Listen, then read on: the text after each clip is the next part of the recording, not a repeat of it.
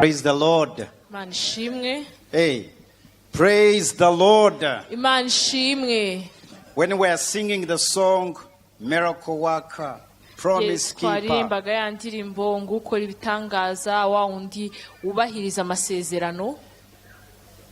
I was thinking, is God still a God of miracles? Is God still alive?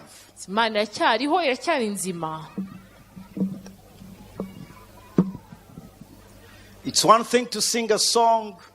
It's one thing to read the word and experience what the word of God says. So when we sang that song, Miracle Worker, Promise Keeper, who sheds light into darkness, that is who he is. That song raises up faith. That song raises faith. Promise Keeper, light in darkness, Miracle Worker, that is who he is. And that's whom we believe in. He's not God whom we fake miracles. Recently there was a clip of video that has gone all over the world of a pastor in South Africa who they staged a miracle. There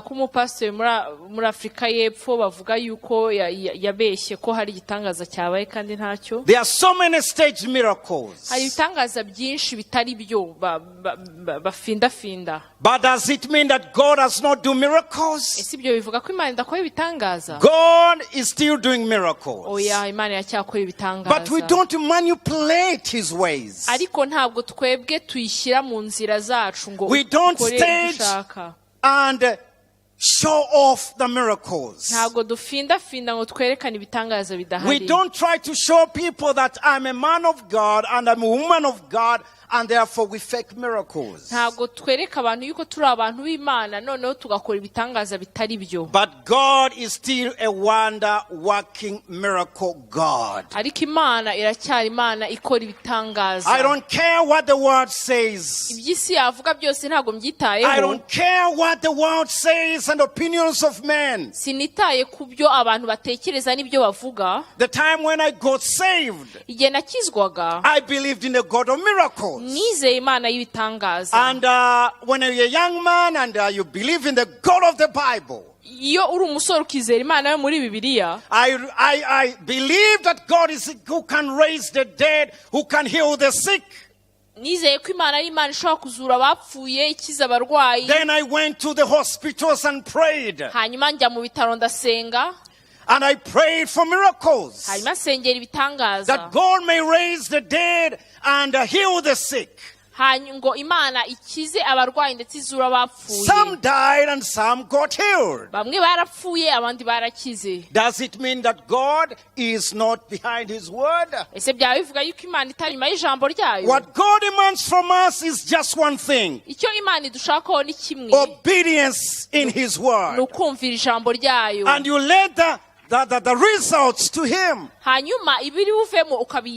Does God still give birth to the barren women? Yes, he does.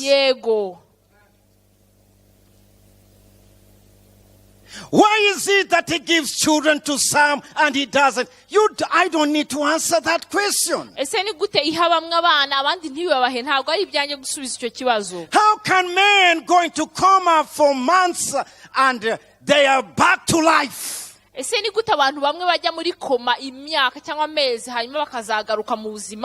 the other one goes into coma and he dies.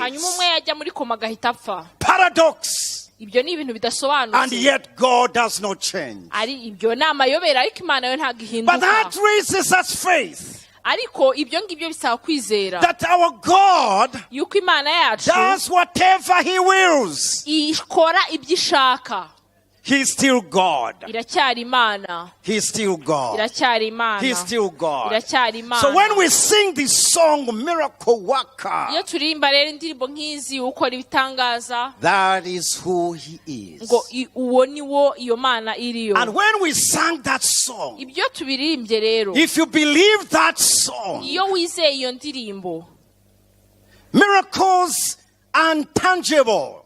ibitangaza bidafatika. You don't see miracles. ibitangaza ntabwo ubibonesha amaso. Miracles contradict the natural phenomena of man's thinking. ibitangaza biragenda bigahabana n'imitekerereze ya muntu. Miracles contradict the scientific norms of science. ibitangaza biragenda bigahabana n'amategeko ya siyanse cyangwa amahame ya siyanse. Miracles hidden the common sense of man. ibitangaza biragenda bigahabana n'imyumvire isanzwe no gutekereza kwa muntu gusanzwe. This is God whom we believe. iyo niyo Mana twizera. He knocks our senses. iragenda igahungabanya ibyo twumva n'imyumvire yacu. That man should know that he is who he is. kugira ngo umuntu amenye yuko Imana iri iyo iriyo. And that is the difference between us and the people of the world. kandi iryo niryo tandukaniro hagati yacu n'abantu bo mu isi. He is a miracle working God. iyo Mana ni Imana ikora ibitangaza. And this is what we are going to see. ibyo nibyo tugiye kureba. A miracle happened in John chapter 11. hari igitangaza cyabaye muri Yohana igice cya 11 about through Jesus Christ. gikozwe na Yesu, biciye muri Yesu.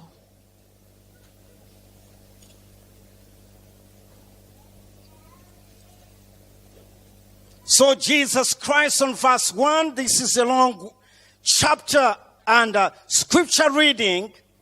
ni cyanditswe kirekire cyane, ni byanditswe byinshi. From verse 1 to 46. kuva ku murongo wa mbere kugeza kwa 46. A long narration of story.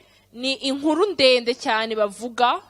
It is a story about Jesus. ni inkuru ivuga kuri Yesu. How we went into a city of Bethany. ukuntu yagiye ahantu mu kirorero cy'i Betaniya. And he moved there to visit a friend, Mary, Martha, and Lazarus. hanyuma ajya gusura inshuti ze Mariya, Marita na Lazaro. This is a place that Jesus Christ could frequently visit. aha ni ahantu Yesu Kristo yakundaga gusura inshuro nyinshi. This was a resting place of Jesus Christ. hari ahantu Yesu yajyaga aruhukira. You see, when you're in a desert place, you need somewhere to refresh yourself. iyo uri ahantu mu butayu uba ukeneye ahantu uza kugenda ukongera ugahembuka ukaruhuka. It is the same house that we say miracle happened to Mary. muri iyo nzu rero niyo twabonye cya gitangaza cyabaye kuri Mariya. How he broke this perfume and poured the oil upon Jesus' feet. ukuntu yafashe wa mubavu arawufungura hanyuma usuka ku birenge bya Yesu. Some say he's the same Mary whom Jesus Christ cast out demons. hari bamwe bajya bavuga yuko ari wa Mariya Yesu yari yarukanyemo amadayimoni. So we see a close relationship. rero aho ngaho tubonamo imibanire ya hafi. You see, when you have friends, iyo ufite inshuti, you think about them. uzitekerezaho. They become your resting place. bakaba ahantu uruhukira. You go to Kimironko. wajya Kimironko. If you are my friend, waba uri inshuti yanjye, and you pass at the gate, ugaca ku irembo you iwanjye. don't pass there ntabwo uca ku irembo. because that's a friend. kuko aho ngaho hari inshuti. But if I don't have great attachment with you, ariko niba tudafitanye imibanire ya hafi, you just pass over. uriciraho ugakomeza. Not with Jesus. ariko Yesu ntabwo ariko byagenze. The Bible is very clear Bibiliya irabivuga that byeruye Mary and Martha yuko Mariya na Marita and Lazarus ndetse na Lazaro were his friends. bari inshuti za Yesu. Who are your friends? si inshuti zawe ni bande? Who are your resting place? Who comforts you when you're in trouble?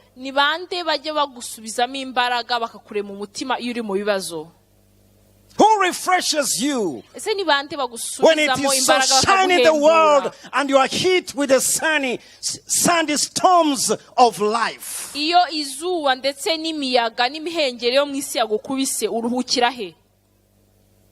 Jesus Christ had a resting place. Who is your resting place? Is Jesus? Yes. But who is your resting place? So the Bible brings us this introduction that Jesus Christ is also, he was also human. He was God and yet he was human. So even today, God does not, or Jesus Christ does not seek fans, but he seeks friends. That is an opening statement. If you want a miracle, if you want to know who he is, we must develop a relationship with him.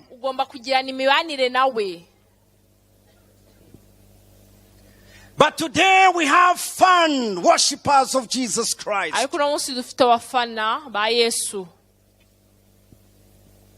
Jesus Christ, when you see the Gospels, we see so many people running after him. Those were fans.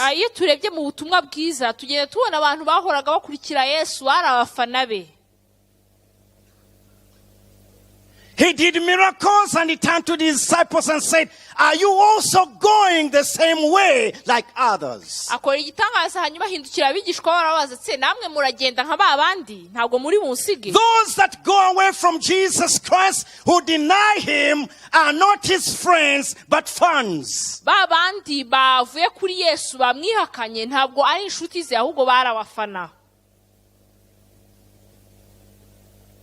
When we come to Jesus, are we coming to him as fans? No. The basis of everything is to develop a relationship. Becoming a disciple is becoming a friend.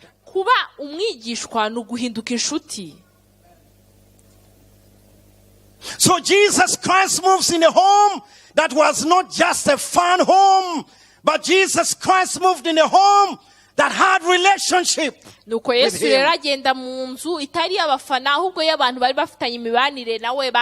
And many of us know Jesus Christ as the Savior, as the Lord, as the King, but is Jesus Christ our friend? You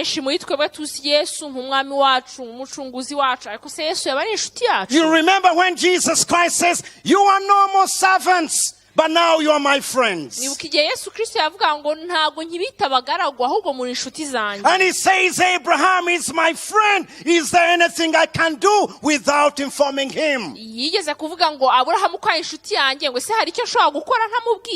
he says in the book of Amos, is there anything God can do without revealing to his prophets? These were connected to his heart. Muri Amaso bakavuga ngo se hari icyo Uwiteka Imana ashobora gukora itabanje kumenyesha abagaragu bayo abahanuzi babandi bafatanye n'umutima wayo. So as we develop our series of understanding who God is, understanding who Christ is, we must have a heart-to-heart relationship with our God. Uko rero tujya muri ya nyigisho yo kumenya uwo Yesu ari we uw'Imana iri we niko tugomba kugira wa mutima uri bugirane imibanire n'Imana. So the first verses and second verses speaks about an introduction about Jesus Christ, who was a friend to a family. Murongo wa mbere wa kabiri ugatangira utubwira Yesu Kristo wari inshuti y'umuryango. Therefore the sisters sent to him. He says, Lord, behold, he whom you loved is sick. Murongo wa gatatu akavuga ngo nuko bashiki batuma kuri Yesu bati databuja ukunda ararwaye. Jesus Christ did not only love, Lazarus, but also he loved his sisters. Yesu ntiyakundaga Lazaro gusa, yakundaga na bashiki be. He says, when he heard about that, when Jesus Christ heard about that, Yesu abyumvise aravuga ati, he said, this sickness is not unto death, iyo ndwara si yo kumwica, but for the glory of God, that the Son of God may be glorified through it. ahubwo niyo guhimbarisha Imana no gutuma umwana w'Imana ahimbazwa. Now, the end of everything, the miracle of Christ Jesus into his home was not for him to be glorified, but to let the name of God be glorified. Yesu yakoraga icyo gitangaza ntabwo yashaka kwihesha icyubahiro gusa, ahubwo yashaka ko data Imana ihabwa icyubahiro. And the Bible says in verse 6, birikavuga ku murongo wa 6, when he heard that he was sick, yumvise ko arwaye, he stayed 2 more days in the place where he was. asibira kabiri aho yarari.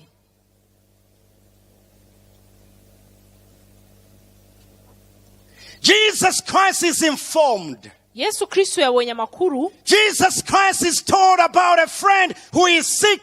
Yesu Kristo yabwiwe iby'inshuti ye irwaye. But these sisters wanted him to come at their own time. abashiki be bashaka ko baza mu gihe bo bashaka. But Jesus Christ delayed for 2 more days. ariko Yesu asibira indi minsi ibiri. What does this word teach us? iri jambo ritwigisha iki?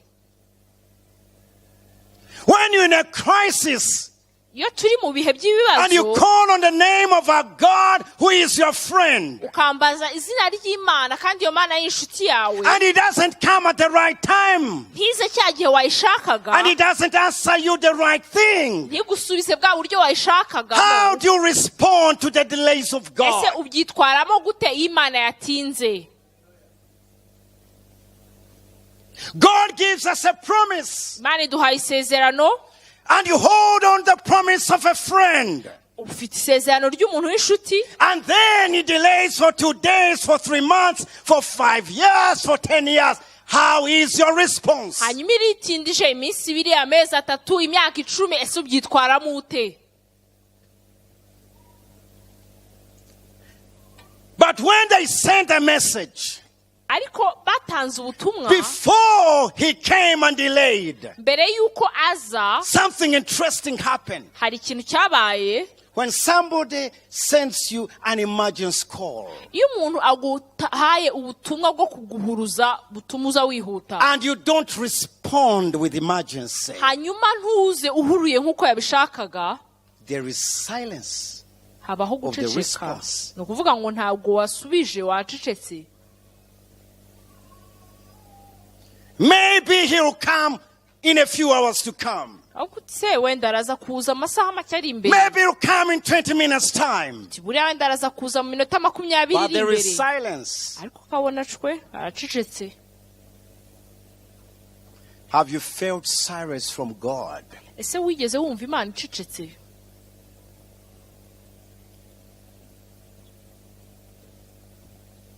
Is there a situation that you called upon God and God is silent? se hari ibihe waba warahamagayemo Imana ukayihamagara ariko Imana igaceceka? Many times. inshuro nyinshi. God, come speedily. I'm in a situation that you want me to save me. utitabara ndi mu bihe ugomba kuntabara byihuse.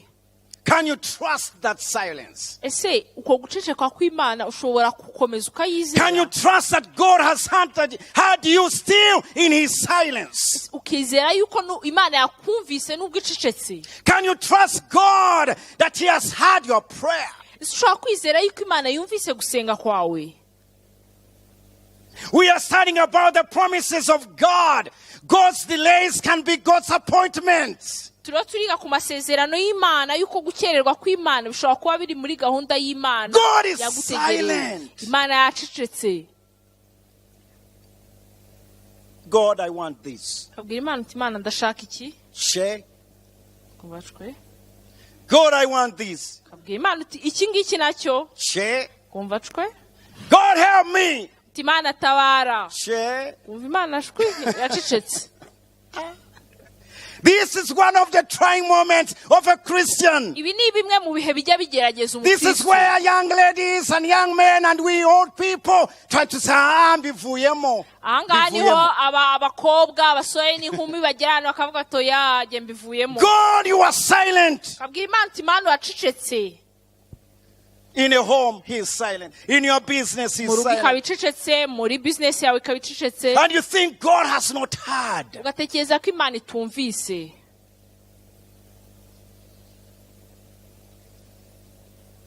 Your man irihe, your man irihe. And we turn our songs. Your man irihe, your man irihe, your man irihe, your man irihe. Where is that God? Where is that? Silence. Your man irihe.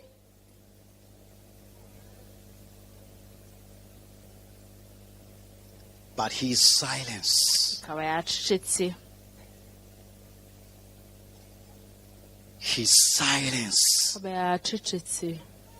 prepares you that you trust him even when there is no audible voice. Elijah calls on the name of God and God comes and there is wind and nothing. Eliya ahamagara Imana yambaza Imana nuko haza umuyaga mwinshi ariko ntajwi. Thunder. Hanyuma haza inkuba. Everything, and God was silent. Ibintu byose ariko Imana yo ntabwo yavugaga, hari ibimenyetso gusa. When God is silent, what is your response? Imana icecetse ubyitwaramo ute? And God gives you a promise. Imana ikaguha isezerano. And still the promise is silent to be fulfilled. Ariko iryo sezerano rigatinda gusohora kandi Imana ikabicecetse. But let me tell you, friends, ariko kambabwiye nshuti, his silence guceceka kw'Imana does not prove that God is not hearing us. Ntabwo bivuga yuko Imana itatwumvise. His delays, gukererwa kwayo, he was silent, he didn't respond, and worst of all things, he delayed for more days. Imana igaceceka ariko birenze ibyo noneho igatinda ntihitiza kugusubiza. God is not dictated by our timings. Imana ntabwo igendera ku masaha yacu cyangwa kuri gahunda yacu.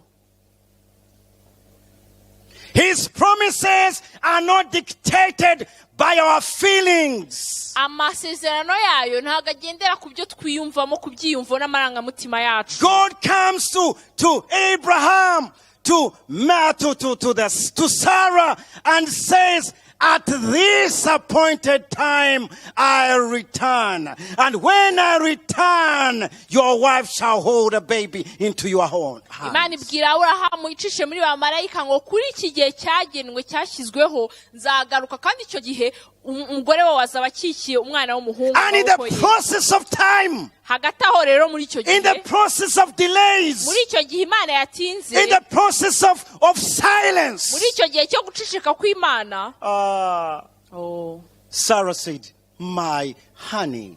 Sarah abwira umugabo ati sheri, God has delayed. Imana yatinze. God is silent. Imana yacecetse. Try you do your own short circuits. Reka ugerageze kwishakira utundi tuyira. Try to see and make your own solutions in the immediate. Reka hagati aho ngaho twishakira ikindi gisubizo. Look around.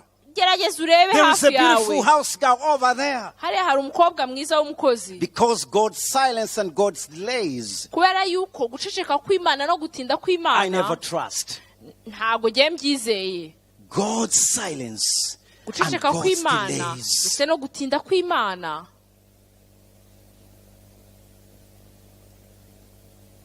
You remember Saul?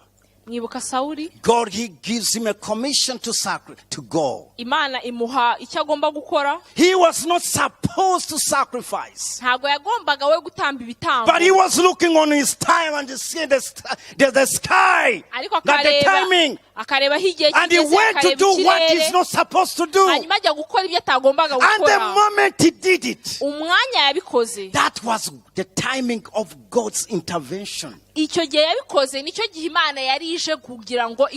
moment Saul did a mistake, that was the timing when the prophet comes over Samuel. Nicyo gihe umuhanuzi Samuel yahingutse. The moment you fall into that, wa mwanya biguyemo, you never know the timing of God. Ntabwo uzi igihe cy'Imana. And Samuel said, Saul, who deceived you? Samuel aramubwira ati Sawuli ninde wagushutse? You are not supposed to do the right thing at the wrong time. Ntabwo ugomba gukora ikintu cyiza mu gihe kitari cyo. And because you have done it, kubera ko wabikoze rero, forget about your kingdom. Reka ubwami bwawe bwibagirwe. God's silence and God's delays gutinda kw'Imana no guceceka kw'Imana are a proof ni ukugeragezwa that God is in control. Byerekana yuko Imana yo izibiriho biraba kandi bifite mu kuboko kwayo Wait irabigenga. until the timing of God. Reka urindire kugeza ku gihe cy'Imana. And the Bible says, Bibiliya iravuga ngo, when on verse 7 it says, then after he said to his disciples, let us go to Judea again. The disciples said to him, Rabbi, let's let the Jews sought to stone you, and you are going there again? ku murongo wa 7 havuga ngo maze iyo minsi ishize abwira abigishwa bati dusubire i Yudaya. Abigishwa baramubaza ati mwigisha, amambere abayuda bashatse kuha guterera amabuye none usubiyeyo. Now we see the movement of Jesus Christ. Noneho tubonye Yesu atangira kugenda. We see how he moves into the home. Tubonye yuko noneho agiye muri rwa rugo. We see how he delays and he's silent. Tubonye uburyo yabanje gutinda. And then we see how he said to his disciples. Hanyuma tubonye uburyo abwiye abigishwa. And they said, Jesus, you are risking your life. Ahangaha uri urashyira ubuzima bwawe mu kaga. It is the same place that they stoned you. Niho bagutereye And in the same place that you are going there again. Urashaka ko tuhasubira. Jesus Christ Yesu Kristo is never scared ntagatinya by any risk. ntagaterwa ubwoba n'icyo ari cyo cyose. There is no mountain nta musozi too high waba muremure he cyane cannot move. ku buryo adashobora kuwukuraho. There is no valley nta kibaya too deep he cannot cross. cyaba cyimbitse cyane ku buryo adashobora Jesus kucyambuka. Christ is never scared by a situation called impossible. Yesu ntabwo ajya akangwa n'ibyitwa ko bidashoboka. He can risk for my life. We ashobora gushyira ubuzima bwe mu kaga kubera ubwanjye. I can get scared and perturbed and confused, but not with him. Ariko we ntabwo ajya agira ubwoba, ntabwo ajya ahungabana. There is no mountain too high. musozi uri muremure cyane. There is no situation nta bihe nta kintu that our Christ Jesus can never move in. Yesu Kristo adashobora gucamo. He specializes. We icyo ashoboye kuruta ibindi. His missions umugambi wamuzanye are always in the impossibles. uhora biri muri bya bintu bisa n'ibidashoboka. I always tell people, nkunda kubwira abantu, I can do what I can ngo ngiye nshobora gukora ibyo nakora and leave what I cannot with God. ariko ibyo ntashoboye nzajya mbirekera Imana. Because you know, kubera ko uzi ko if he does the impossible, niba akora you see the ibidashoboka. problem with we Christians, ikibazo cyacu abakristo, there are things we can do hari ibintu tudashoboye gukora, and there are things we cannot do. hari ibintu dushoboye gukora n'ibyo tudashoboye The gukora. things we can do, we can do. bya bintu dushoboye gukora tugomba But the kubikora, things we cannot do, ariko ibyo tudashoboye gukora you focus them and tell God, reka tubishyire ku Mana. this is where I can stop. ubwira Imana utaha niho ngarukira. Begin where my natural strength, my wisdom has failed, my knowledge has failed.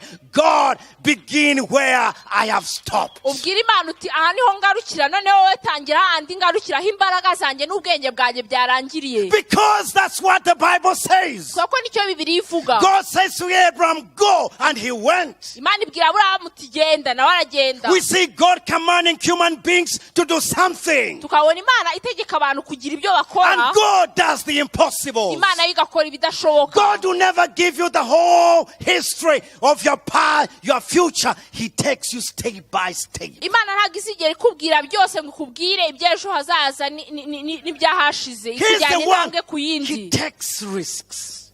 ifata risk cyangwa ikora ibisa My friend, there is no situation too hard with God. Ndakubwira ngo nta kintu gikomeye cyane ku Mana wabucamo. Just because I don't understand what holds the future does not mean that God is not in control. Kuba ntumva uko ejo hazaza hameze ntago bivuga ngo Imana ntago ibigenga ntago ifite mu ntoki zayo. I don't care. Ntago mbyitayeho. Jesus said, I am going. Yesu yaravuze ngo ndagiye.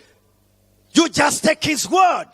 Ufata ijambo I don't care. I don't know how he will do it. Sinitaye uko ari bubikore uko ari bubigenze. Sinzi uko bitenda. Sinzi uko bikora. You know. Icyo nzi kimwe. Byose byategetse. I don't know how he does it. One thing I know, when he commands, it happens. Sinzi uko bikora. Sinzi uko bikora. Cyonzi uko iyo utegetse biratunga. Jesus said, I am going to Judea. Yesu aravuga ngo ngiye Yudaya. And the disciples said, aha. Abigishwa bavuga ati he. I don't know how you'll do it. Sinzi uko uri bubigenze. I don't know how you'll do it. Sinzi uko uri bubigenze. But what I know, ariko icyo nzi, there is a risk in Judea. Uko hari akaga Yudaya. All I know, Jesus, I just trust in you. Ko wenda kwizeye. Go around me, please. Now this is Jesus. I am Peter, I am James. I don't know how he will do it. Because that place is risky. It is impossible. Our history tells us. Our testimony tells us that nobody goes there. But Jesus said, leave it to me. Leave it to me. Leave it to me. Amen. Leave your impossibles. Leave your impossible. Leave your vocabulary of the impossibles to God. I don't understand what Jesus says and means. Did you know that you'll be the same person now? You just heard and believed. Some of you, some of us, you had no shoes, you had no clothes, you had no name, you are nobody. You had no family. You are nothing. No name in your family. No status. Mucharo, there. Back in the village. There. In the cows. In the bushes. But now, look at yourself. Look at yourself. Look at yourself. Amen. Did you know it? You didn't know it. Now you can't comb. Now you can't do this. Now you can't, my friend. I just know, Jesus, I don't understand what you say, but one thing I do, I want to believe it. In other words, you remove your senses. In other words, you believe, you take away your philosophical ideas. Miracles happen when we take and replace our philosophical ideas and with philosophies. You know Jesus. Judea is a risky place. How are we going to do it? You know Jesus. The only way we can move there. Wait. Not with Jesus. Only believe. And Jesus said, just let me go. And he says, Lazarus is sleeping on verse 11. But in the end, Jesus said on verse 14, Lazarus is dead. And I am glad that for your sake that I was not there, that you may believe. Nevertheless, let us go to him.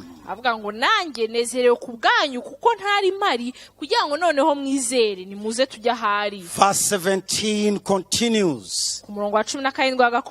When Jesus Christ came, he found that he had already been in the tomb for 4 days. A situation that is impossible and dead.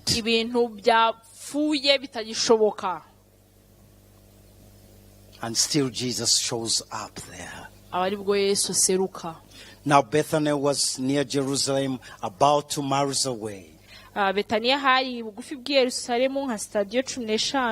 many Jews had joined the women around Martha and Mary to comfort them concerning their brother.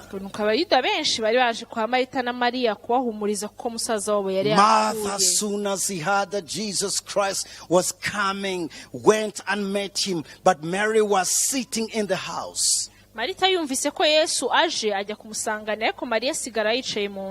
Now Martha said to Jesus, Lord, if you had been here, my brother would not have died.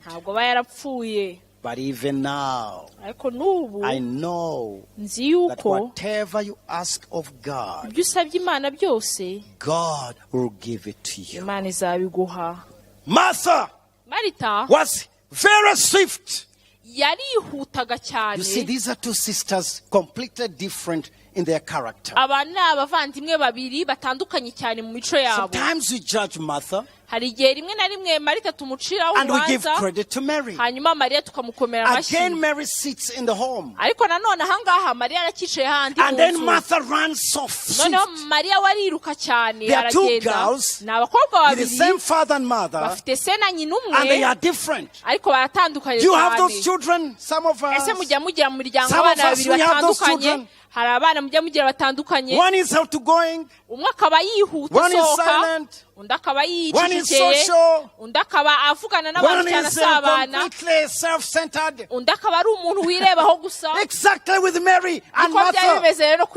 So when you have those children, don't have favoritism.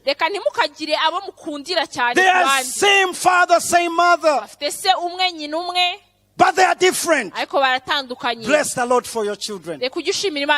So Mary stays back home, but Martha runs swift. And he said, Jesus, if you were here, my brother wouldn't have died.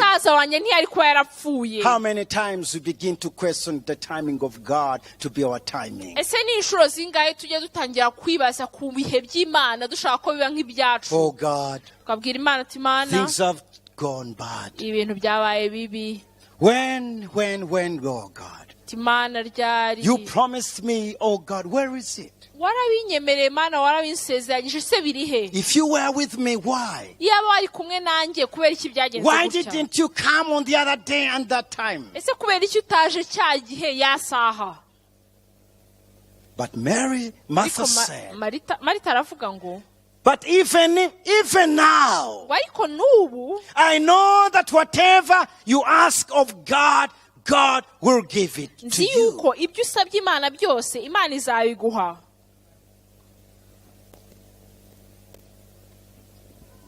Jesus Christ, whatever you praise, Martha says, God answers prayer. If we believe in a God who answers prayer, then our trust is in Him alone.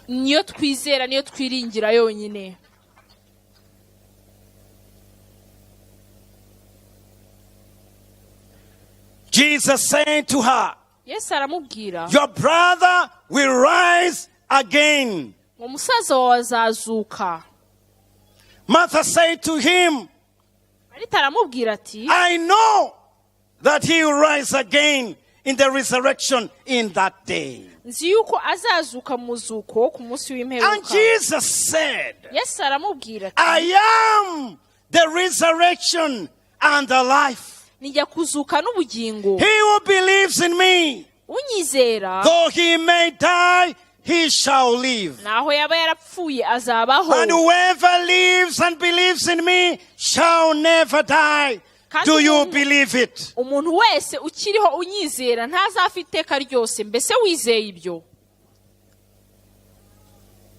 A problem rises now.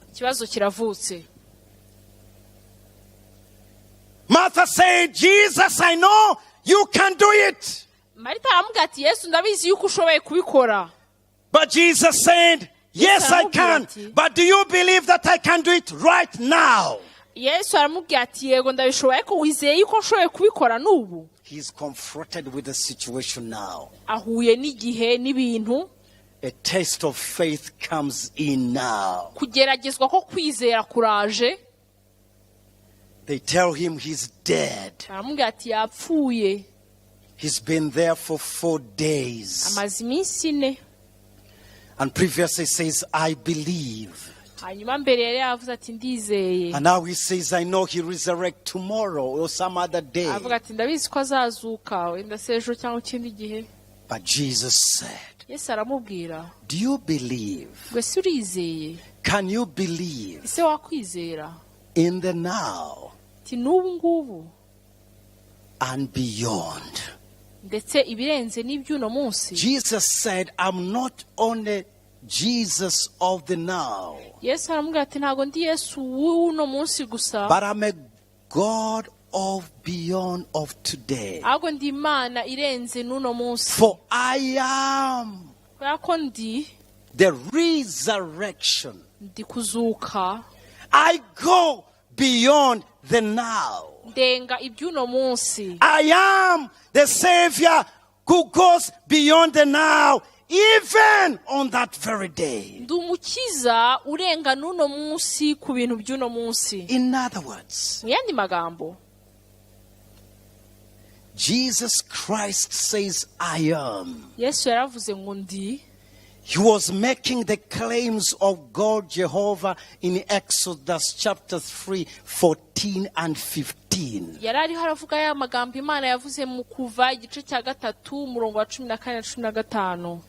Moses, God calls him to go and deliver the children of Israel. And he says, whom shall I say that has sent me? And he says, go and tell them that I am has sent you. And Jesus Christ again speaks the same statement. I am. The claims of God.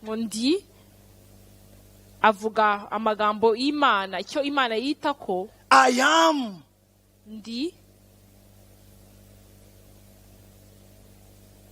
Every promise of God is founded on that word, I am. That has no beginning and has no end. Who is never created. Based on the I am. Jesus wants us this morning to stand on his claim. Somewhere it says, I am the bread of life. I am the true vine. I am the resurrection. I am the bread of life. I am the good shepherd. I am the door. I am the light. I am the Alpha and the Omega. Begin to stand on the claims of our Lord Jesus Christ, founded on that very statement. Jesus said, I am. Kuzuka. Nije kuzuka. Even in the test of faith of Martha, muruko kugeragezwa kukwizera kwa Marita, do you believe it? Se Marita uracyabyizeye? There are times when we are at the mountain tops, you say, yes, I believe in the miracle working God. But the moment we go down in the valley, and the test of our faith, previously says, I believe, and he says, where have you laid him? He says, but he stinks. Have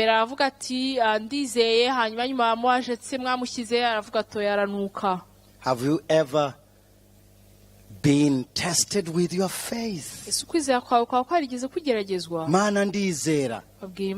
Oh Lord, I believe. We come here and we feel excited. Lord, I believe. But when you move into the valley of decision, then you begin to hear the voices. Do you think God? You believe the claims of Jesus? Look at yourself. Is there any change? How many years? Isn't it the same word? You begin to hear the screams of the enemy. Where is your God? Look at yourself. How many years? How many months? Where is your God? Use your common sense. Your God. Oh, those people, those things are philosophical. Those things you know. They are from the whites. You know those preachers? They just contain things and they bring things and they confuse you and all that. You just go there and sit. Feel comfortable.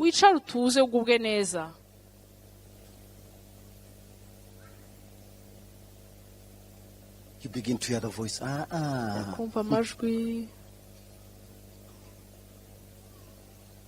Faith is not common sense. And Jesus said, where have you laid him?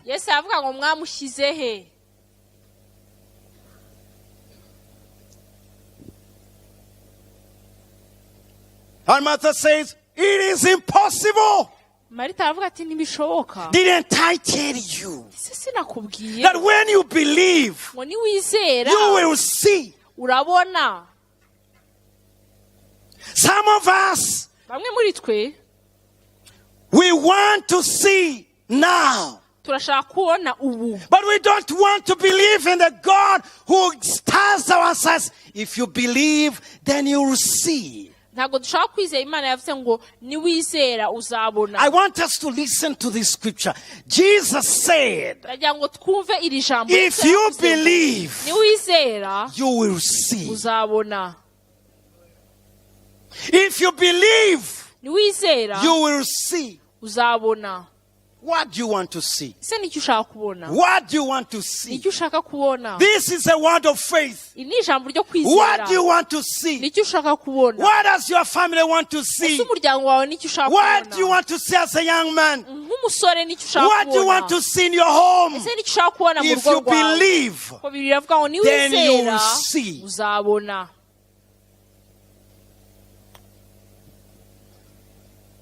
This is a very test of faith of believers. We want first to see before we believe. First believe, and then you see. You see, friends, faith is very interesting. Faith, you walk blindly with your senses.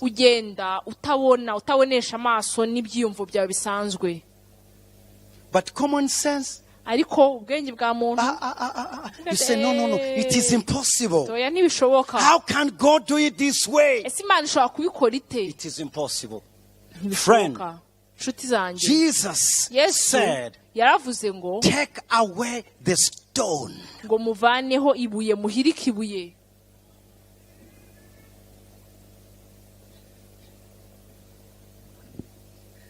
Martha again says, it is impossible. Jesus said, please, I'm tired of your statements. Jesus, my brother, has been here stinking for how many days, Lord? Don't bother. How many times do we say, God, don't bother? This has become the pillar of my life. I've walked in this situation for many years. Everyone talks about it. Everyone knows about it. Oh, it has taken years. Jesus said, please, where have you laid him?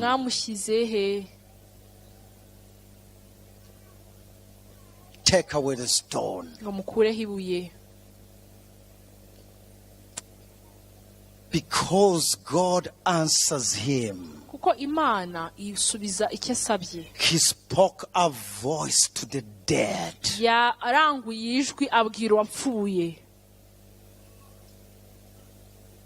Lazarus, come forth.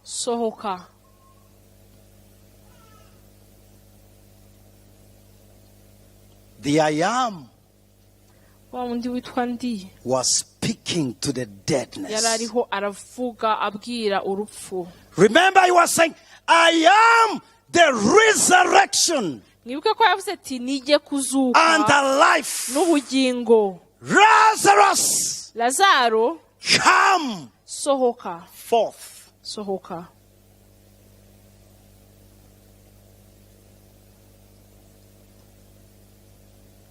And the dead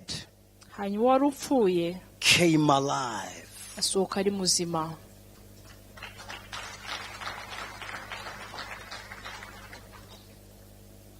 I don't care. We do not care whether the situation stinks. Oh, how many days. But the voice of the one greater than your situation can speak directly to the situation. Come forth beyond today, standing on the promises that goes beyond today. Let us stand up.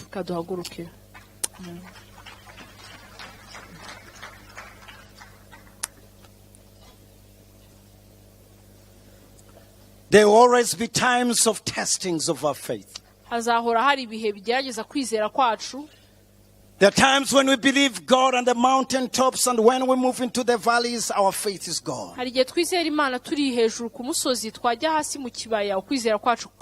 But the Bible says, hold on the promises of God.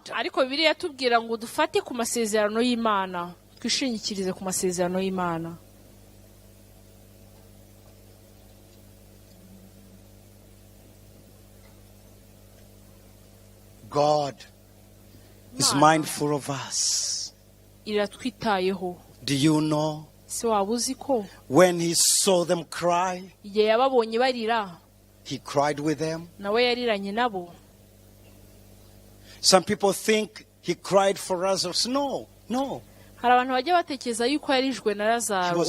He was crying and weeping with the family. He was weeping with the sorrowful. Do you know he weeps with us when we weep? He wouldn't have wept for Lazarus because Lazarus was going to be resurrected. Do you know when I feel pain, he feels pain?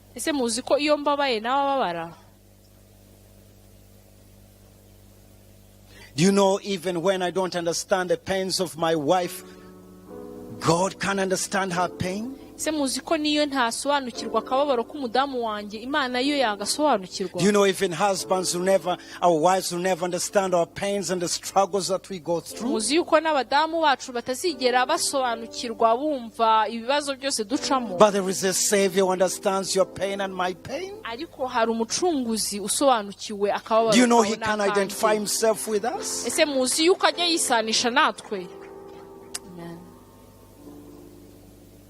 He wept. Where have you laid him? Where is that thing that seems to be impossible with men? Lord, it is impossible. No, not with God. And he says, take away the stone. And he speaks to the deadness. Is God still the God of miracles? Yes, he is. Amen. Let's raise our hands. Can we sing one song, please, choir? We want to sing a song of faith that raises our faith to believe in this God. Can we sing that song, the miracle working God?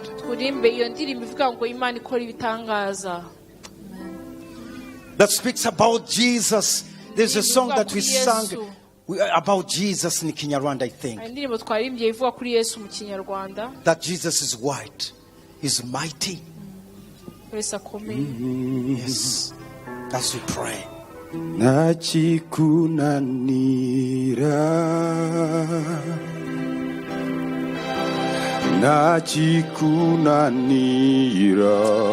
Lord God.